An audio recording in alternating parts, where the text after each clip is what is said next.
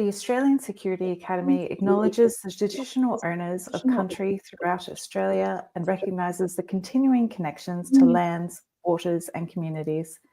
We pay our respects to Aboriginal and Torres Strait Islander cultures and to elders past and present. Aboriginal and Torres Strait Islander peoples should be aware that this series of live streams contains images or names of people who have passed away. Good afternoon and welcome to episode 329 of Spy Curious with Mike Evans and Casey Evans. How are you, Case? I am amazing. That's great. You had a the living after being sick this week. Yeah, not very well at all, but are you recovering now? Yes. Well, there's a very good reason Casey was sick this week. It was freezing cold here on the Gold Coast, where we had to send out a cold start weather alert to all the investigators all around Australia. In our Certificate 3, g'day, Courtney, how you going? Great to see you. Thanks for saying hello. In our Certificate 3, g'day, Nina. Great to see you, mate. Thanks for dropping by.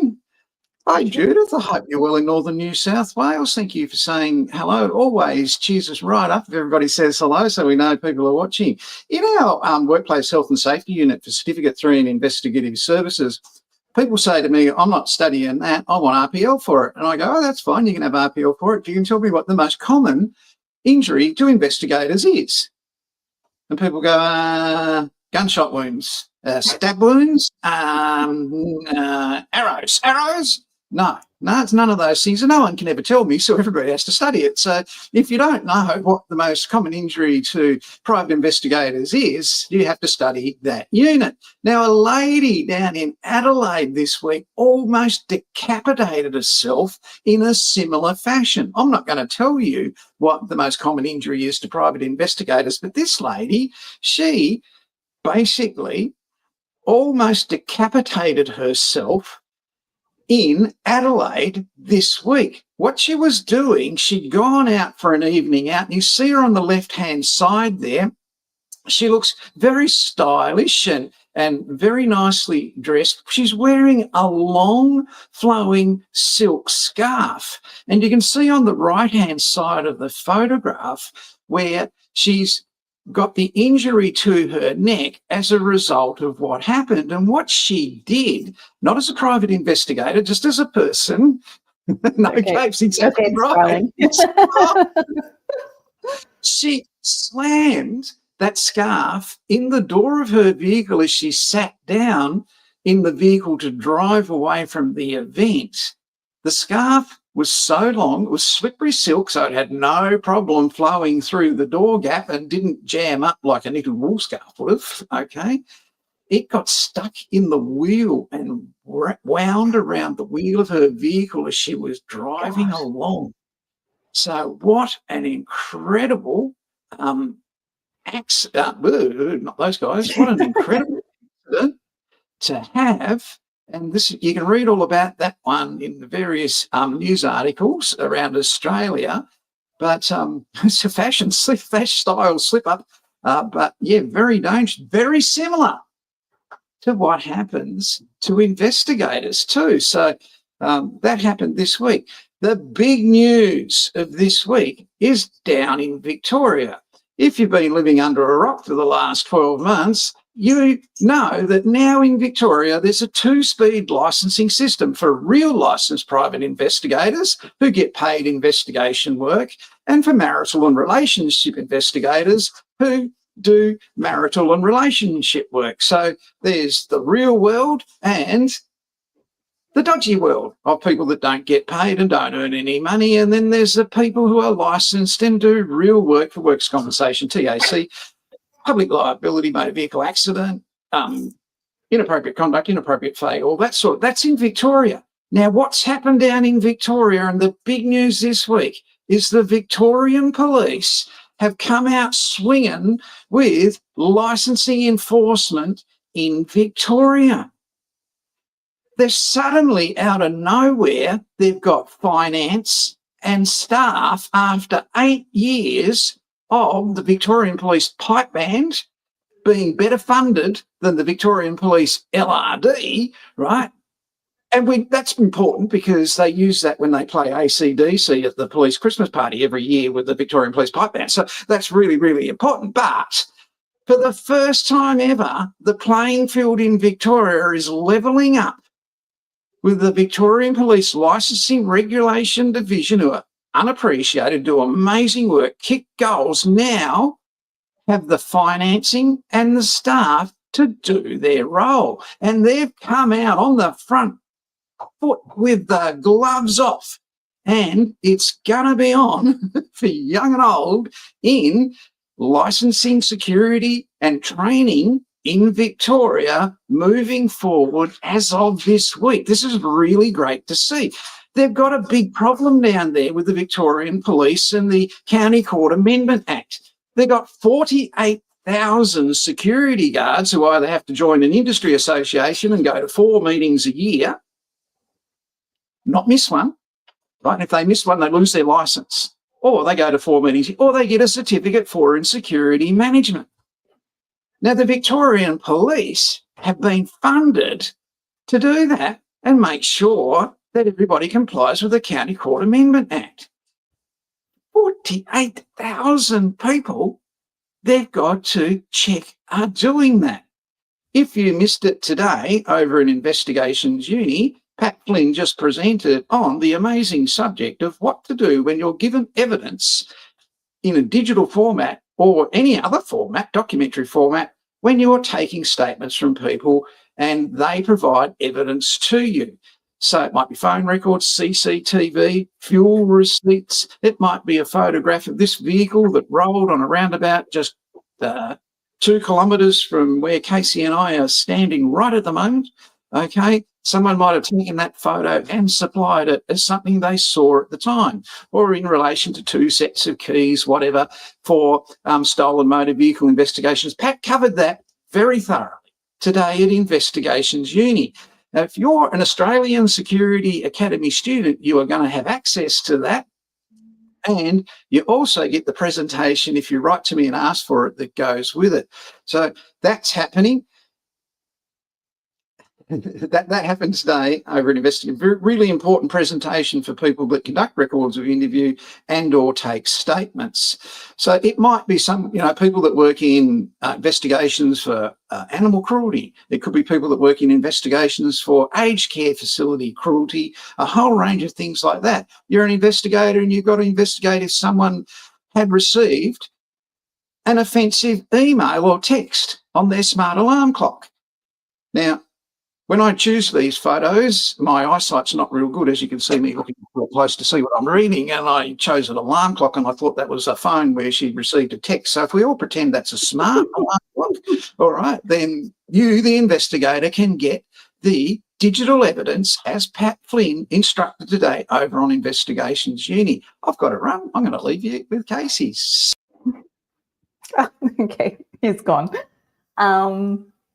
Okay, so hello everyone. Thank you for joining me. And this week I wanted to talk about something that we touched on it last week, and I saw that someone mentioned in the chat, well, we were talking about mental health and investigations, and someone talked about compartmentalization.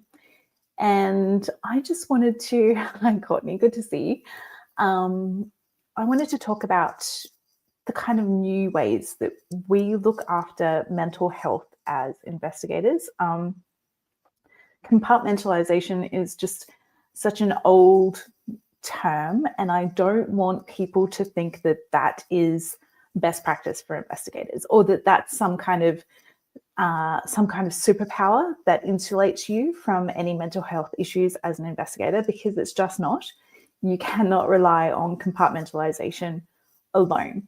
So I just wanted to talk about some mental health tips for investigators, and we wanted to make this public so that we can just put this out there to remotely help anyone that watches Spy Curious, rather than making it private. We can do like a bigger version in Investigations Uni, but I will be looking at getting someone to help us with that. And these tips are actually from a therapist who was very kind enough to help me with this.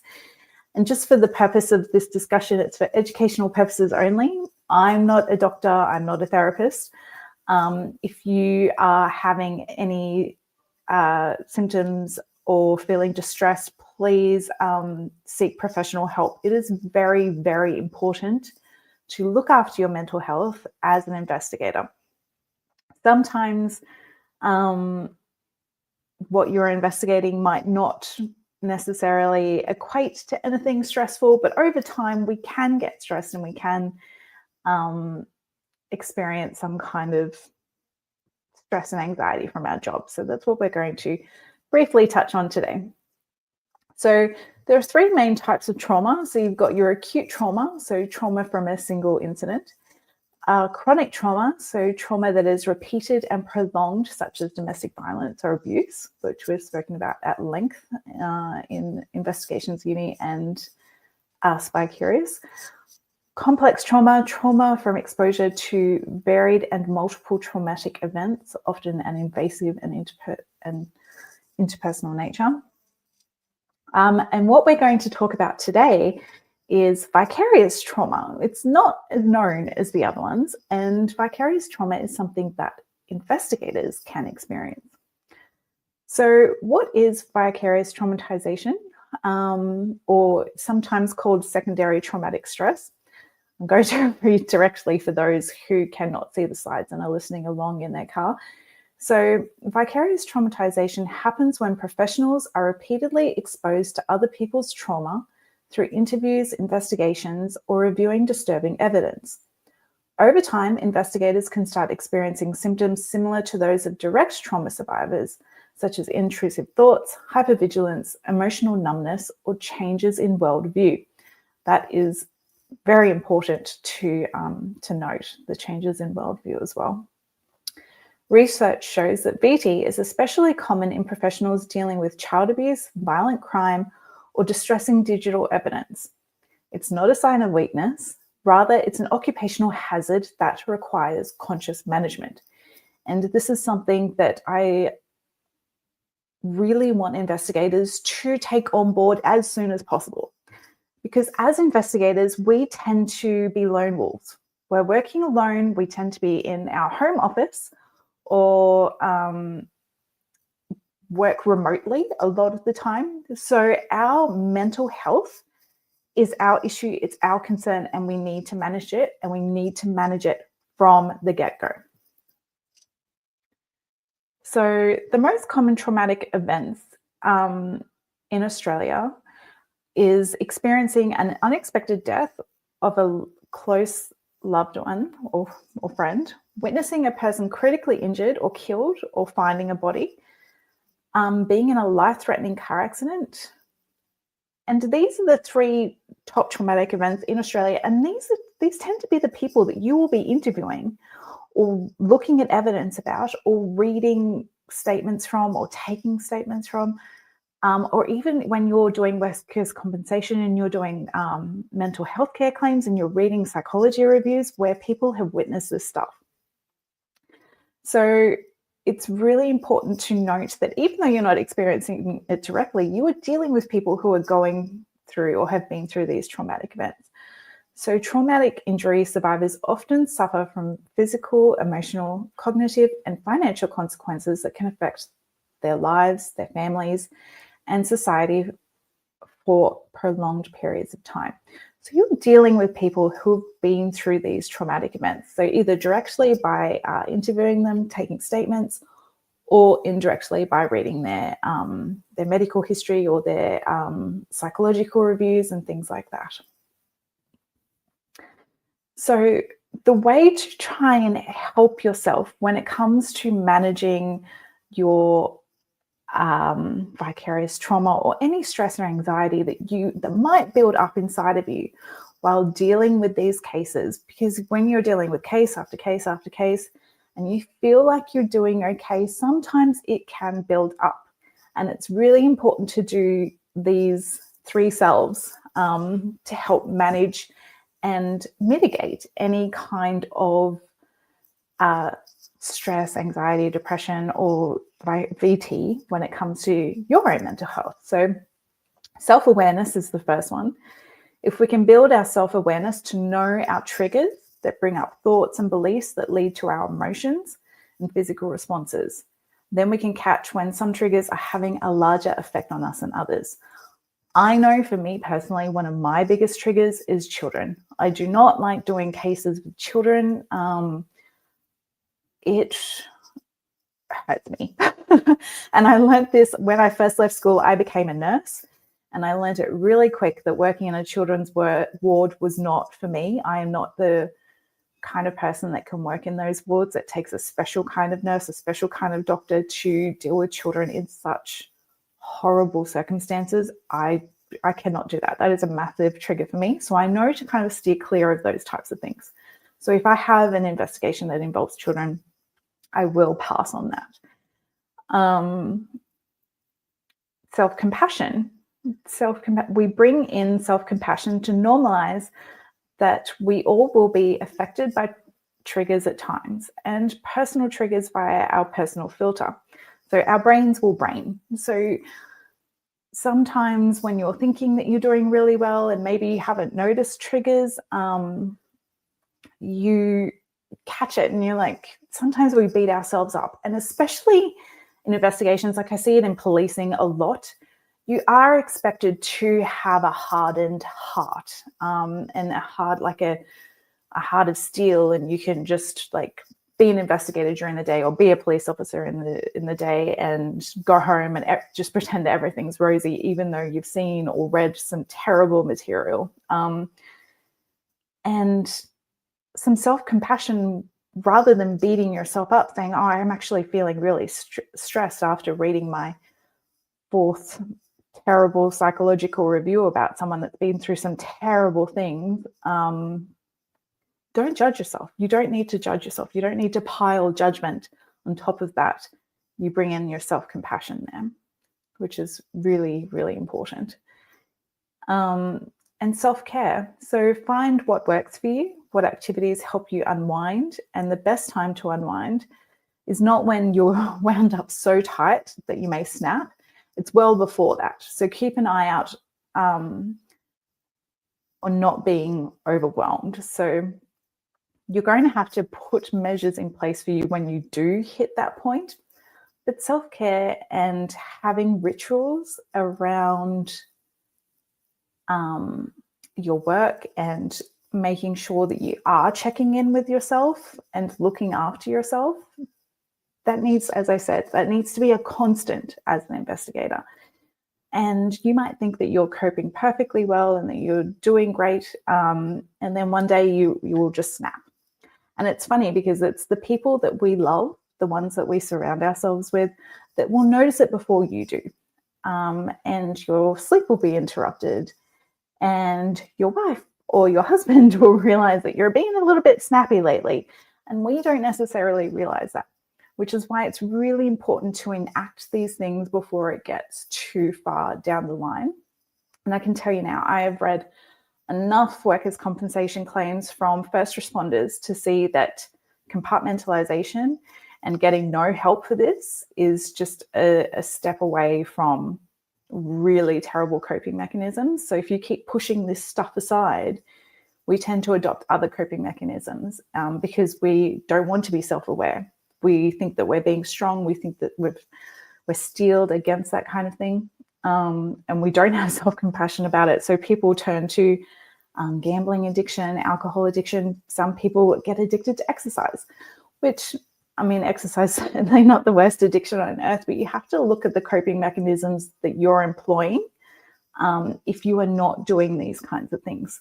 So it's really, really important to be self-aware when it comes to your mental health as an investigator. As I said, we're lone wolves. We don't have a boss saying to us, hey, like, you seem a bit stressed lately, or you've been working too much. Like, why are you staying up late on cases and getting up early? We're just in our home office. There's no one's keeping an eye on us professionally, so to speak. So this kind of stuff is really something that we need to take on and take care of ourselves. And it's really important to seek professional help if you are past all of this. If you have interrupted sleep, if you have any kind of You can easily Google vicarious trauma. If you have any of those symptoms, go see a health professional. There is no shame in it, and you can get help. It's really, really important. So I just think that that's something I wanted to point out, just to show that we're having that discussion. Compartmentalization is not a plan as an investigator. Building these things, building self-awareness, knowing what triggers you. I know, like, one of my, with my self-awareness, if I hold my breath when I'm doing an investigation, I know I'm stressed about it. So, because oftentimes I will just be in the flow and doing things and thinking I'm just fine. It's like, oh, I've actually been holding my breath. So that's my body telling me, it's like, oh, I'm probably going to be a little bit stressed about that. And so I take some deep breaths and look at what I can do to kind of mitigate any anxiety around that with my self-compassion and my self-care. So please look after your mental health as an investigator, and be self-aware. Look at what coping mechanisms you employ. Look at implementing these things into your life. And we can definitely do longer form awareness training on this kind of stuff in the future, because I don't want people to think that there are investigators out there that are just hunky-dory and happy all the time and don't have mental health issues, because it can be one of the occupational hazards of our industry. So it's really important to note that, and to look after yourselves. So just got a question from Nanad here. Are there any good professional organizations that investigators talk to regarding such matters? Not that I know of. As an investigator, you can certainly easily get on a mental health care plan. I know it varies from state to state. If you go and see your GP and explain what's happening, I'm sure that there are subsidies in most states and territories to get psychological help for our industry, for any type of stress. If you say that it's coming from work, you're likely to be able to get onto a mental health care plan. So it's, something that you don't want to leave, because it impacts, you think it's just impacting you, but it doesn't just impact you, it impacts the people around you. It's why in certain industries, like divorce rates are high, alcoholism is high, and just, the different poor coping mechanisms that people employ can be really dangerous. And you don't want that. You want to lead a good, healthy, happy life. Part of being an investigator is that we love the flexibility that this job gives us. So looking after your mental health is definitely something that I think is very, very important. So, as I said, and that's it from me, Mike. So hopefully there's some 3 little tips that people can look at and appreciate. And of course, as Courtney said, which I appreciated, no capes. Stay away from capes, because you might get decapitated. Very, very good advice, Casey. Very good advice from Courtney too. Yes. Yeah. You are in an industry where, look, for the last 35 years, if something bad happened, they expected you to suck it up. Mm-hmm. Just like when the police used to have a traumatic incident with the police, you know, their way of dealing with it back in the 70s, 80s was a bottle of beer. And if it was really traumatic, you got a carton of beer. That was days gone by. Yeah. We're in a more enlightened and different world now, and we have opportunities to undertake study ourselves, like Casey has communicated today, in relation to mental health first aid, for example, which was something we discussed last year in this program, and we really encourage it, because there are times when you might be more vulnerable than other times, and that could be a bit of an issue. And one of the people that came across my desk this week for recognition of prior learning, he has a specialist program in mental support and traumatic viewing of child abuse material, which I thought was pretty good. And he invented it, he ran it, and he did this for the police. He was a police officer who was involved in that sort of work. So interesting to see, what's there now compared to it used to be a bottle of beer and then a carton of beer. As I said last week, when you go home and you take your coat off or your shirt off or your cap off or your hat off, just be home person, citizen, leave your work, leave what you've been told today behind you. I can't imagine what hairdressers listen to all day, every day. It's probably a lot worse than what we listen to in many circumstances, and they cope. But look, there are options to it, and there are times where it will not affect you. Other times you may be more vulnerable to it. Exactly. Yeah, I do interact with a lot of people. They do child abuse investigation. I couldn't do it. I absolutely stay away from it. That would destroy me. I couldn't do it. I just could not do that. But they do it from the point of view that they've got some creep who they want to stop doing it. And that's where they're coming from. And they're committed to it. We're committed here in this program to anti-fraud. That's why we started. That's why you started in it. That's why we start. So we've all got our commitment, and it's quite a rewarding job. As much as you might think it's all trauma, it's all fatal accidents, it's all serious accidents. I can't really imagine. Yeah, it'd be amazingly hard in this range. Yeah. So it's just stay away from things that do trigger you and do the things that don't. You will get triggered along the way. Some people are just difficult to deal with, but that's every workplace too. But again, you can talk to others about it and seek support on it. So we're about lifting the game here, and boy, oh boy, what you are about to see coming out of Victoria is incredible. Now that the Licensing Regulation Division have done a good job with 8 years of no funding and 8 years of no staff. Now, all of a sudden, because of the County Court Amendment Act coming in, the fact that they now have to check that every security guard has that qualification, Certificate for and Security Management, or is a member of an industry association and actually goes to the meetings. Now, this is the sticking point. When you go to the meetings, are they recording your presence? Now, I know for a fact that the AISP in Victoria do. Yeah. They do that very, very well. But I've gone to other industry association meetings in Victoria and they wouldn't have even known I was in the room, despite the fact they didn't want me there. It was never recorded that I went there, and I still paid the same membership fee as everybody else. But equally, the LRD, in that 8-year period where that happened, didn't have the funding, didn't have the finance to enforce it and check it. Well, now they've got it. And all of a sudden, the playing field is leveled out onto everyone. And if you've been playing up in the past on these people and made them out to be monkeys, you're going to have a serious issue coming your way very soon. The gloves are off. It's great to see.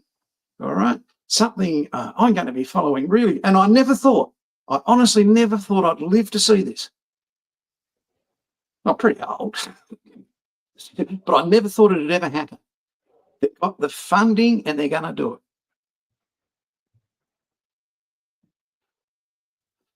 Other states, look, Queensland, as you heard on, if you watched Investigations Uni last week, it was described as the Wild West of security and investigations licensing. You want to do the wrong thing in security and investigations, gravitate to Brisbane, Gold Coast, and Sunshine Coast. You will get away with it forever and a day, right? You will have the security industry on a stick if you want to be a crook. But do not go anywhere near here. And I'd avoid New South Wales too, but Queensland, you'll get away with blue murder in Queensland. Speaking of that, I'm wondering about the culture, that sort of led to that.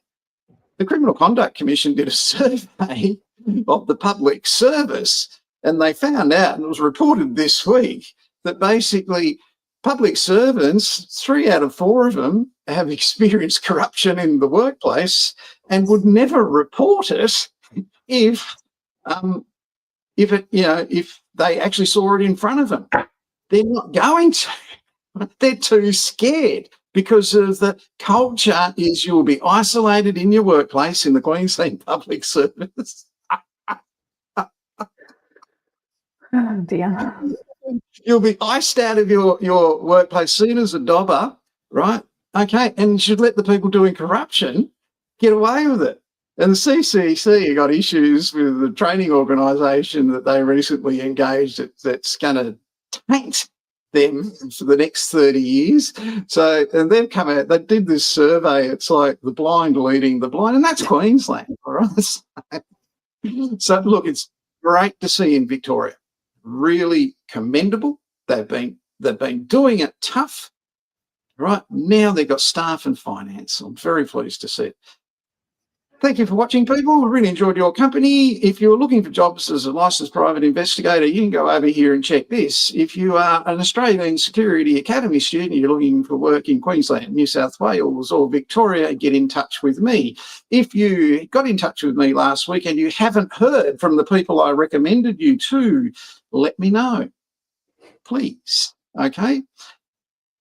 Now, there are only 2 reasons for that. 1, they're so busy, or 2, they haven't told me that they're not looking for people anymore. But each one of them contacted me last week and said they're looking for people, but I've got others as well. Thanks for watching, people. It's been a real pleasure having your company. Thanks, Casey. That was an amazing presentation today. No problem. It's 329. I was quite curious. The weather is warming up. It's not going to be like this anymore in Queensland. It's getting better all the time up here. We'll be sweating on Friday afternoons at 1 o'clock very soon. We'll see you next week, people. Have a good week.